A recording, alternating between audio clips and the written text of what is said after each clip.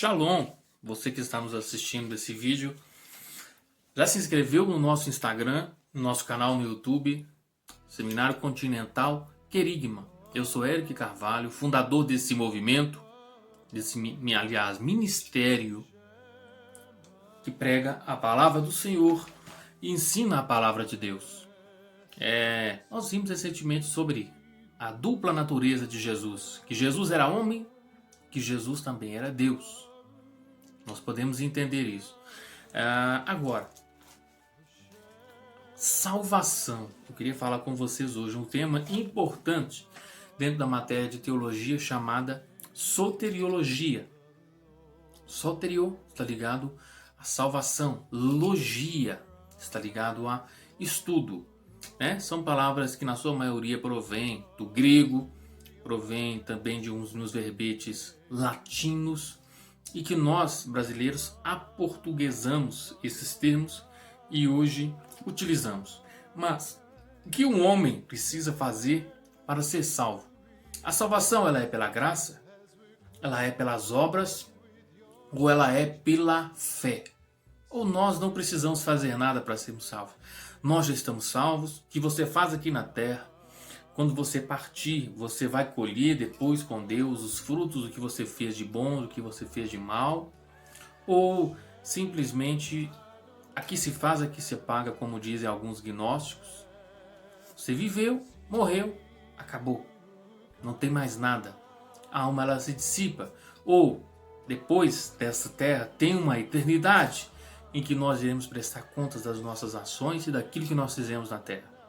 Será verdade isso? Então, deixa eu falar com vocês aqui o que diz a Escritura. João 3,16. E essa Escritura é a palavra da verdade. Eu não sei se você sabe, a Bíblia Sagrada que nós temos hoje passou por um processo de canonização. Não foram simplesmente escolhidos aleatoriamente. Deixa eu colocar o livro de João, o livro de Mateus, o Evangelho de Lucas. Esse livro aqui é bom, esse livro não é. Não foi assim. Foi feito todo um concílio. Teve o concílio também de Jerusalém. Esses concílios é reunido um conclave com estudiosos, com líderes judaicos, líderes cristãos. É quase que como uma reunião hoje, um projeto de lei, para ele ser aprovado. Tem que ser aprovado na Câmara, no primeiro turno. Você não sabe, eu sou advogado. Tem alguns projetos de lei que eu atuo em prol deles e sei como é que funciona. Aí tem que passar no Senado, depois ser ratificado. Então o livro também, ele passou por todo um critério. Uma pesquisa arqueológica, uma pesquisa ontológica, uma pesquisa histórica, uma pesquisa também espiritual para saber se de fato aquele livro foi escrito por um profeta, inspirado por Deus, e aquele livro produz uma mudança de vida no ser humano. Porque a Bíblia Sagrada é assim. Você pode ler a Bíblia hoje, que você vai entender para os dias atuais que ela está se cumprindo. Pois bem, vamos ler João 3,16, que diz assim. João, aquele que caminhou com Jesus, se colocava a cabeça no colo dele e os ombros. Porque Deus amou o mundo de tal maneira que deu o seu Filho unigênito, para que todo aquele que nele crê não pereça, mas tenha a vida eterna. E Deus não enviou seu Filho ao mundo para condenar o mundo, mas para que o mundo fosse salvo por ele. Quem nele crê não é condenado, mas quem nele não crê já está condenado. Nós vimos o amor de Deus, que Deus foi fiel e justo com o homem, mesmo Adão tendo pecado, desobedecido o Senhor disse para Eva, quando ele matou um cordeiro, ainda simbolizando a vinda de Jesus Cristo ao mundo, e disse que da semente da mulher nasceria um, em que ela pisaria-lhe a cabeça, e ele lhe feriria tão somente o calcanhar. Pois bem, para nós falarmos de salvação, dentro do contexto cristão, dentro do que nós cristãos compreendemos por salvação, o que é a salvação para nós, que é o que? A redenção da nossa alma dos nossos pecados e vida eterna com Deus. E condenação é o juízo eterno de Deus para aqueles homens que praticaram as obras, mas que não reconheceram Jesus como o único e suficiente Senhor e Salvador das suas vidas. No Velho Testamento a gente vê Logo após o pecado de Adão, Deus, eu acredito que os perdoou. Deus agiu com o primeiro ato de graça. Quando Deus matou o cordeiro, vestiu-lhe as vestes, o Senhor estava ali, limpando aquela sujeira, aquele pecado que Adão e Eva praticou. Porém, Romanos, é claro, e diz que com o homem pecou e o pecado entrou no mundo e contaminou toda a raça humana. Por isso, todos pecaram e destituídos estão da graça de Deus. Não há um justo, não há nenhum sequer, não há ninguém que faça o bem, não há ninguém que entenda e não há ninguém que busque a Deus. E o homem ele é injustificável diante de Deus. Nós herdamos, infelizmente, aqueles que não nasceram de novo, essa essência pecadora vinda de Adão, que passou para toda a raça. Então, nós vemos algumas alianças que Deus fez com os homens, para que esses homens, quando morressem, não partissem e fossem para o inferno, mas tivessem a esperança de habitar com Deus. A primeira dela foi a aliança adâmica, em que Deus fez com Adão matando o cordeiro, que a aliança durou até Abraão. E naquela época não existia também a lei. E a terceira aliança foi a aliança que Deus fez com Abraão, quando Deus apareceu a Abraão. Diz que, aliás, Abrão, né? E diz que eu vou mudar o seu nome para Abraão. Será chamado pai de muitas nações. E Deus ordenou ali que seja circuncisado o prepúcio do homem, né? Para que o homem se tirada a sua imundície. E aqueles que fizeram isso, seguindo aquele ritual e guardaram a fé, eles foram salvos. A terceira aliança que Deus fez foi a aliança mosaica, quando Deus levantou Moisés na terra do Egito para libertar o seu povo das garras da mão de Faraó.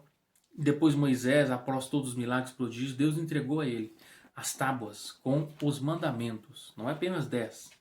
Há quem diga que são mais de 633 mandamentos, somando com as leis sanitárias, leis civis, de toda espécie, dá 933 aproximadamente, beirando quase 1000.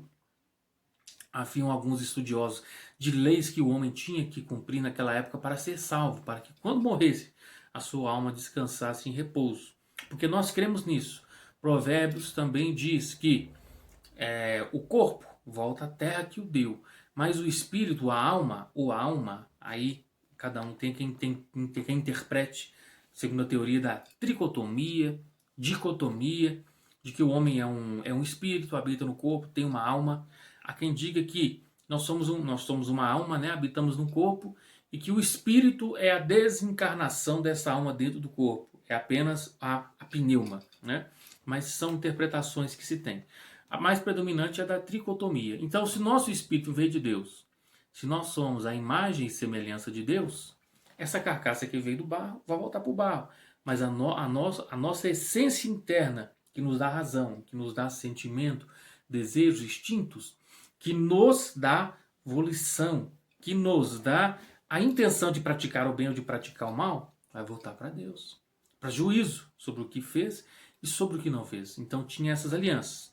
Quem guardava a aliança feita com Abraão, quando partia, era salvo. E esse período, ele durou. Deus levantava profetas para profetizar o homem quando o homem saía do caminho do Senhor, assim como levantou Samuel, que ungiu Saul rei, quando o povo clamou um rei. Depois levantou Jeremias, Ezequiel, Isaías e tantos outros profetas. Deus está sempre falando com o seu povo, assim como está me usando hoje aqui, através desse canal de Instagram, desse simples vídeo, para falar com você, né? Que aquele que perseverar será salvo. Aquele que crê em Jesus, crê na promessa de Deus, será salvo. Existe um juízo, existe uma condenação. Não adianta a gente pensar que Deus é bonzinho, Deus é justo, sim, mas Ele também é justiça. Ele vai pesar todos os atos que o homem praticou na terra. Enfim, essa era a salvação do Velho Testamento. Porém, no Novo Testamento, quando Jesus veio e iniciou o seu ministério, Jesus em si, ele contempla tudo que está no Velho Testamento. Ele confirma paulatinamente a obra expiatória de Cristo. Quando Deus falou com Moisés, levanta uma serpente no deserto, né? Tipificando Jesus. Quando Deus levantou José, que era escravo, que foi jogado numa cova e se tornou governador e ajudou todos os seus irmãos. Já tipifica Jesus. E José também significa Salvador. É uma das vertentes do nome Jesus. José, Josué, Jesus e Yeshua, Yeshua, para os judeus. E tantas outras alianças que Deus fez com o homem. Guardar o sábado. O sábado era o descanso, gente. Você só precisa guardar o sábado, né? Naquela época em que o homem era salvo pela lei. Hoje nós somos salvos pela graça. Efésios, a partir do versículo 2, 8, 9 e 10, ele diz: pela graça sois salvos. Isso não vem de vós, não vem das obras para que ninguém se glorie, mas é dom de Deus. Então nós somos salvos pela fé. E o homem tinha que oferecer o cordeiro anualmente. O cordeiro tinha que ser sem mancha, limpo, puro, não podia ser manco, tinha que ser um novilho, né, um novilho cevado. E esse cordeiro, quando era morto, expiava a culpa do homem, né? E o homem, aqueles que guardaram aquela promessa, fazia aquele sacrifício, era salvo. Mas quando Jesus veio, o que Jesus fez? Jesus teve uma vida santa, guardou toda a lei, guardou todos os mandamentos. Jesus não veio para constituir família, Jesus veio para cumprir o ministério. E o seu ministério de sacerdote, que é exercido com 30 anos, foi cumprido. Quando ele iniciou 3 anos e meio do ministério de Jesus, nunca pecou, nunca errou, nunca fez mal a ninguém, cumpriu, guardou toda a lei, e como um cordeiro puro, sem mancha, foi condenado no madeiro, porque a palavra diz que aquele que é pregado no madeiro, ele é anátema, é maldito, ele se fez maldição por nós, e por ser filho de Deus, não tinha o pecado da raça, então esse sacrifício foi perfeito, e por si só, hoje nós somos salvos, mas nós devemos crer nele. Não adianta você não crer. E crer em Jesus não é somente, achei legal, bacana, como alguns vão à igreja, mas não procuram mudança de vida. Crer em Jesus é aceitá-lo, receber o Espírito Santo e andar como ele andou. Não praticar mais o mal. Aquele que rouba não rouba mais. Aquele que minta não mente mais. O que adultera não adultera mais. Né? O que pratica a maldade, as iniquidades, as porfias, as emulações, fornicações, obras da carne, prostituições, que é descrito em Gálatas, não herdarão o reino dos céus. Então é uma renúncia. Jesus disse, né? Aquele que quer vir após mim, negue-se a si mesmo. Tome a minha cruz e siga-me. A vida eterna não é tão fácil quanto nós pensamos. Não é só aceitar Jesus. Pronto. Requer renúncia. Requer mudança de vida, mudança de atitude, para que haja a metanoia, a mudança da mente. E você receba o poder do Espírito Santo de Deus. Por isso, você que assiste esse vídeo, creia em Jesus. Compartilhe com seus amigos para que nós possamos crer que só Jesus salva. Né? A salvação vem através dele. E quando nós partimos desse mundo, nós vamos prestar conta. E se nós não tivermos com Cristo guardado, seguindo as suas palavras, os seus mandamentos no coração, pense você que você vai partir para a vida eterna, não. Você será condenado eternamente e pagará eternamente por todos os seus atos, porque Deus é justo. E ele, quando te julgar, vai falar: mas Senhor, você creu no meu filho? Eu enviei ele ao mundo para morrer por você. Eu criei, mas não segui. Adianta crer verdadeiramente, é mudar de vida, mudar de atitude. Tudo bem, gente? Então essa é a palavra que eu queria compartilhar com vocês hoje. Um forte abraço e vamos falar mais em frente. Outros tópicos: soteriologia, cristologia, amartiologia, tanatologia, amartiologia, ensino sobre o pecado que entrou na raça humana. Nós vamos falar isso mais à frente, tá? Forte abraço, curta, compartilhe, fique com Deus.